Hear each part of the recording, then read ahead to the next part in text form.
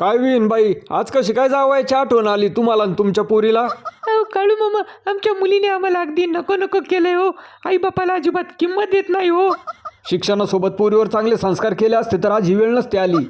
पिलू उठलं का, पिलूने नाश्ता केला का, पिलूने आज जेवणात काय खाल्लं, पिलूला आज कोण काय बोललं का? अहो 4 वेळा फोन करून नाश्त्याचा आंबार चौकशा पाहिजेत कशाला?